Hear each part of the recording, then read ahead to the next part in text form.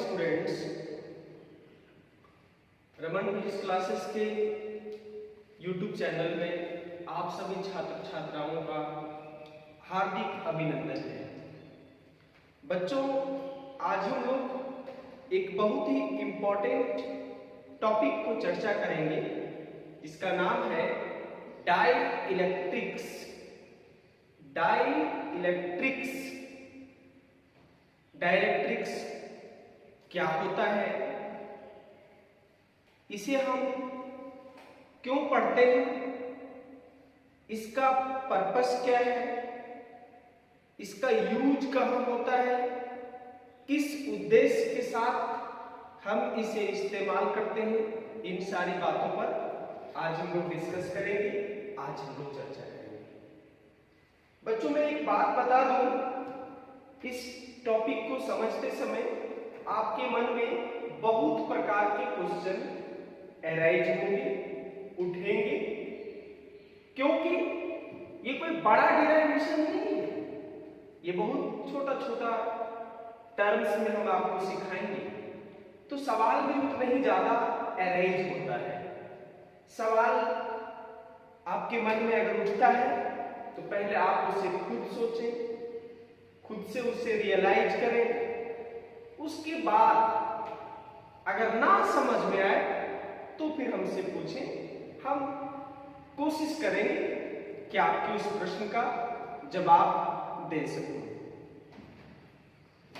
बच्चों, मैंने हेडिंग लगाया डाइइलेक्ट्रिक्स, बोर्ड पर आपका ध्यान होना चाहिए। डाइइलेक्ट्रिक्स कहा जाता है एक वैसा non conducting materials, non conductor, conductor नहीं लेना, नॉन कंडक्टर।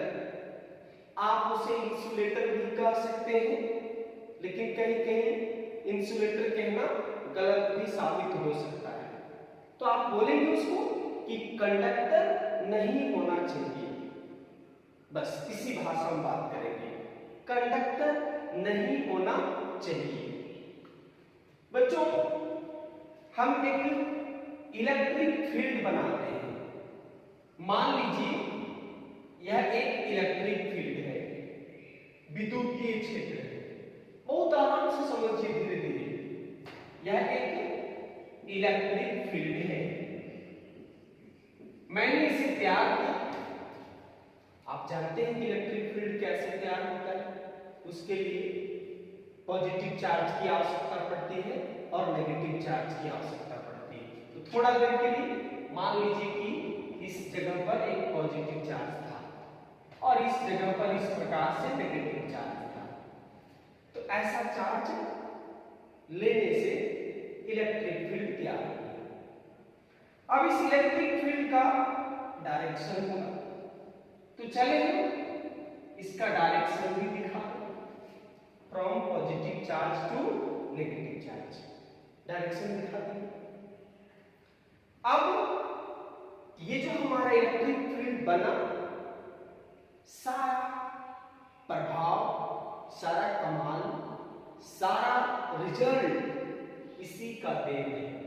आज हम लोग जो भी चर्चा करेंगे उसमें मुख्य भूमिका इलेक्ट्रिक फील्ड का होगा।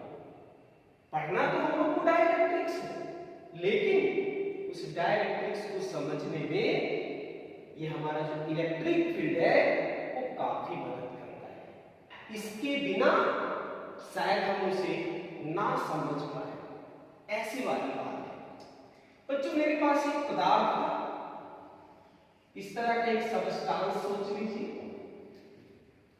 इसको हम नॉन कंडक्टर कहेंगे, मतलब जो पदार्थ हम चुने वो कंडक्टर कहेंगे। बस इस तरह का एक सबस्टांस था, मैंने चुन ली। अब इस पदार्थ को यहां लाके रख देते हैं, ले आए, इस जगह पर रख दी।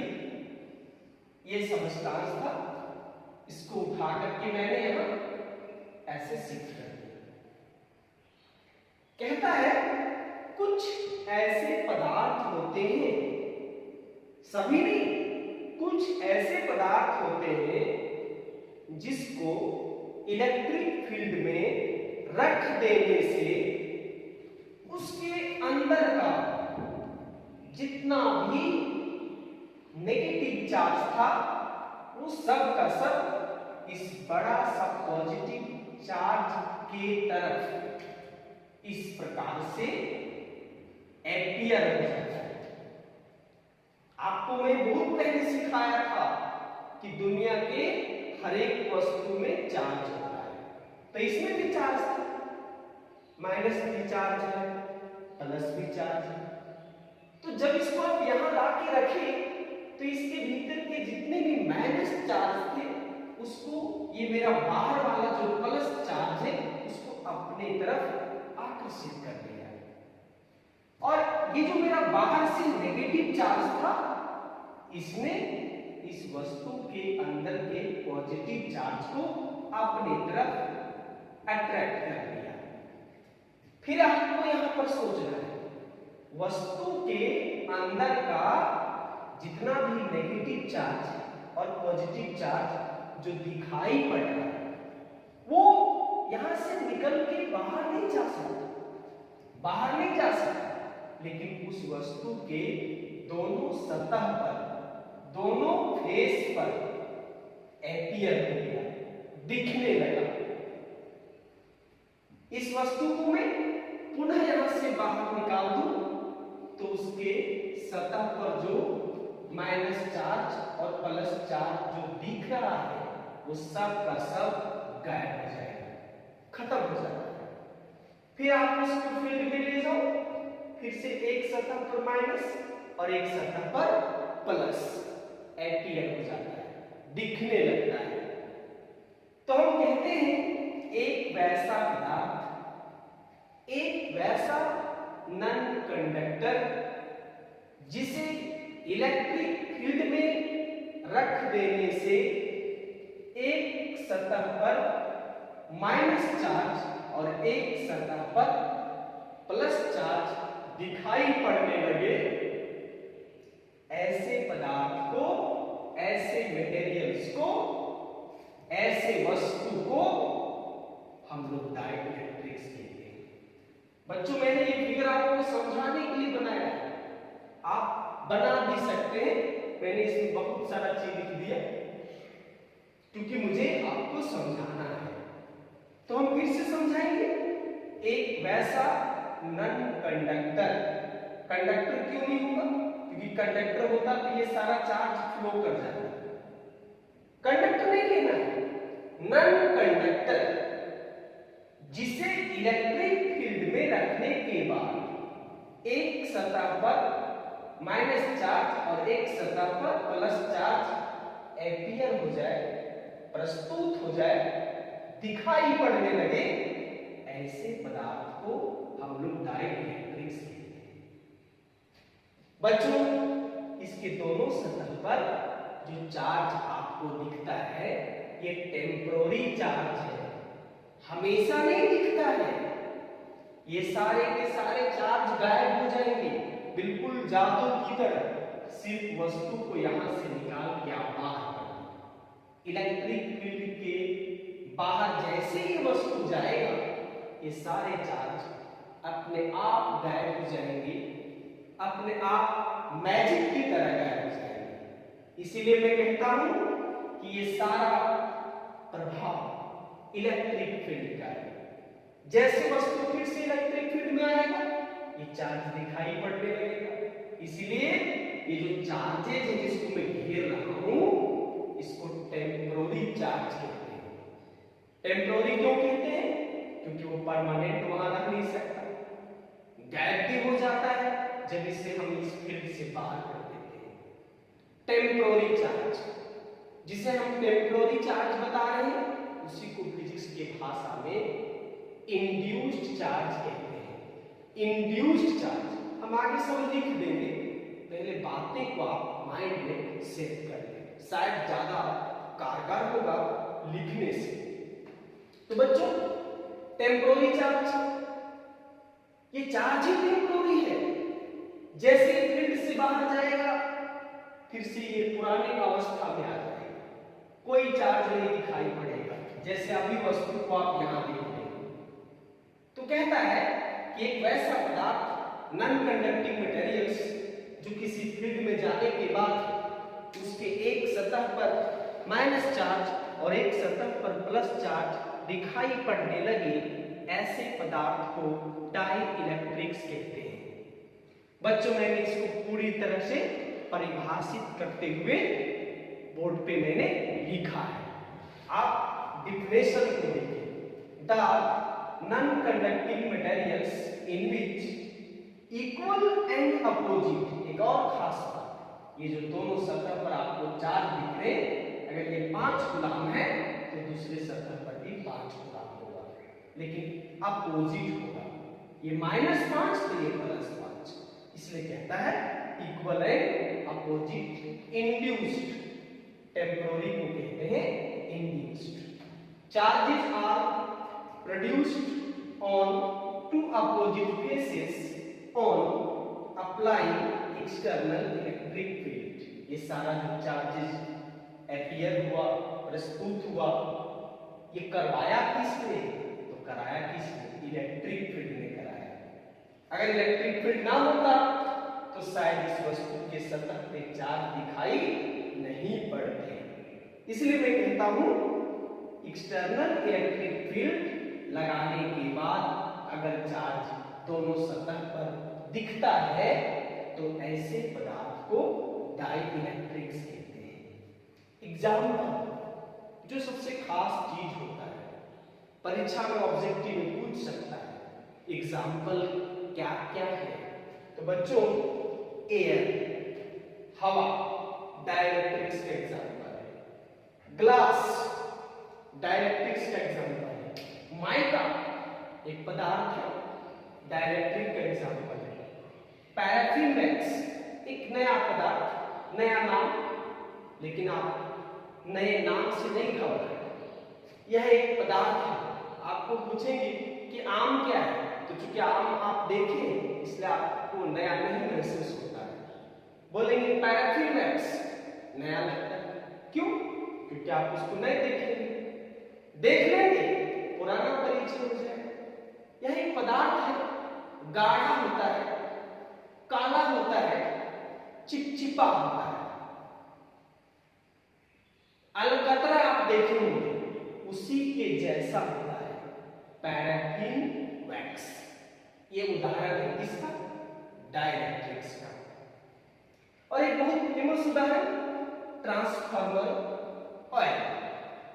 ट्रांसफार्मर में जो तेल होता है बच्चों, उसे हम डाइइलेक्ट्रिक्स कहते हैं। यहां एक बहुत बड़ी बात समझाएंगे आगे चलकर कि ट्रांसफार्मर का जो तेल है उसका ट्रांसफार्मर में क्या काम है, क्यों वो तेल डाला जाता है। हम लोग जा रहे हैं उस टॉपिक के पास, एक एक बात को हम आपको समझा देंगे, लेकिन आपको जीरो से चलना है। तो जीरो से क्या चलना है? पहले पहचान कि ट्रांसफार्मर ऑयल क्या है। तो ट्रांसफार्मर ऑयल एक प्रकार का डाइइलेक्ट्रिक्स है। तो ये आप डिफिनेशन यहां से लिख लेंगे बच्चों, ये फिगर ना भी बना तो भी कोई बात नहीं। अब अगला प्रश्न आता है कि डाइइलेक्ट्रिक्स क्यों पढ़ेंगे सर, इसका क्या फायदा है, पर्पस क्या है, और खास करके इलेक्ट्रोस्टैटिक्स में क्यों पढ़ेंगे, यहां पर इसका क्या जरूरत है। तो चलिए आपके इस प्रश्न का मैं आंसर दे दूं। मैंने हेडिंग दे दिया बच्चों, पर्पस ऑफ डाइइलेक्ट्रिक्स। डाइइलेक्ट्रिक्स का उद्देश्य क्या है, इसका पर्पस है, क्या फायदा है। तो मैंने लिख दिया बच्चों, the capacitance of capacitor increases, बढ़ जाता है। क्या बढ़ जाता है? किसी कैपेसिटर के कैपेसिटेंस को बढ़ाने के लिए, इंक्रीज करने के लिए डाइइलेक्ट्रिक सबस्टेंस का प्रयोग किया जाता है। मतलब अगर आप डाइइलेक्ट्रिक्स का प्रयोग करें तो किसी कैपेसिटर के ताकत को, उसके मजबूती को बढ़ा सकते हो। सोचिए कितना इंपॉर्टेंट पदार्थ है। अगर कोई कैपेसिटर कमजोर हो जाए, ताकत कम हो जाए, तो उसके ताकत को बढ़ाने के लिए हम डाइलेक्ट्रिक सब्सटेंस का प्रयोग करते हैं। मैं यहाँ एक उदाहरण दूंगा बच्चों, जैसे अगर कोई व्यक्ति बीमार पड़ जाए, बीमारी से ग्रसित हो जाए और उसके कारण वो बहुत कमजोर हो जाए, शारीरिक रूप से कमजोर हो जाए, ताकत उसका घट जाए, बेड पर पड़ा रहे और उसके पास उठने का भी ताकत नहीं हो, तो डॉक्टर सलाह देते हैं इसे हॉर्लिक्स पिलाइए, दूध पिलाइए, अंडा खिलाइए, दाल पिलाइए, मतलब प्रोटीनस सब्सटेंस खिलाइए। और अगर हम ये सब चीज खिलाते हैं तो उसके बॉडी में ताकत आ जाता है और बीमार व्यक्ति भी फुटबॉल खेलने के लिए उतर जाता है। तो जिस तरह से दूध, हॉर्लिक्स, अंडा, मछली, मीट किसी व्यक्ति के बॉडी में ताकत पैदा करता है, एनर्जी पैदा करता है, बिल्कुल उसी प्रकार से डाइलेक्ट्रिक्स जो है वो कैपेसिटर का हॉर्लिक्स के जैसा है, अंडा, मीट, मछली के जैसा है। जैसे डाइलेक्ट्रिक्स हम कैपेसिटर को देते हैं तो एक बीमार कैपेसिटर, ताकतहीन कैपेसिटर भी ताकतवर हो जाता है और वो फुटबॉल खेलने के लिए तैयार हो जाता है। इट मीन्स काम करने के लिए तैयार हो जाता है। तो जैसे आपके लिए हॉर्लिक्स इंपॉर्टेंट है, दूध इंपॉर्टेंट है, आपके शरीर के अंदर ऊर्जा पैदा करता है, बिल्कुल उसी प्रकार से डाइलेक्ट्रिक्स जो है वो किसी कैपेसिटर के लिए हॉर्लिक्स के समान काम करता है, दूध के समान काम करता है, उसके ताकत को बढ़ाता है। इस उदाहरण के साथ इसे याद रखेंगे, आप कभी नहीं भूलेंगे। अब आगे बढ़ना है बच्चों कि डाइलेक्ट्रिक्स का पोलराइजेशन होता है। पोलराइजेशन क्या है? तो भाई पोल बनना। पोल क्या है? प्लस और माइनस बनना। एक जगह पर प्लस बन जाए, एक जगह पर माइनस, तो इस विधि को हम पोलराइजेशन कहते हैं। अब देखिए उसी बात को हम फिजिक्स की लैंग्वेज में लिखेंगे। The process of appearance of equal and opposite induced charges on their opposite faces of a dielectric slab. Slab मतलब टुकड़ा, स्लैब मतलब कोई नई बात नहीं। In the external electric field is called polarisation of dielectric slab. मैं फिर उसी फोटो पे ले चलता हूं आपको। एक इलेक्ट्रिक फील्ड के अंदर एक पदार्थ को ले गए तो एक सतह पर नेगेटिव चार्ज और एक सतह पर पॉजिटिव चार्ज। ये नेगेटिव और पॉजिटिव जो बना इसको हम पोल भी कह सकते हैं। माइनस पोल, प्लस पोल। ये पोलराइजेशन का अर्थ हुआ कि चार्जेस का डेवलपमेंट। तो एक वस्तु पर जब ऐसा डेवलप होता है तो इस विधि को हम कहते हैं पोलराइजेशन ऑफ डाइलेक्ट्रिक स्लैब। इस पोलराइजेशन को करवाता कौन है? तो भाई सबसे इंपॉर्टेंट कौन है? Electric field. यही तो है जो इस प्रोसेस को संपन्न कराता है, कंप्लीट कराता है। अब इसी बात को हम आगे चलकर फिगर से समझेंगे।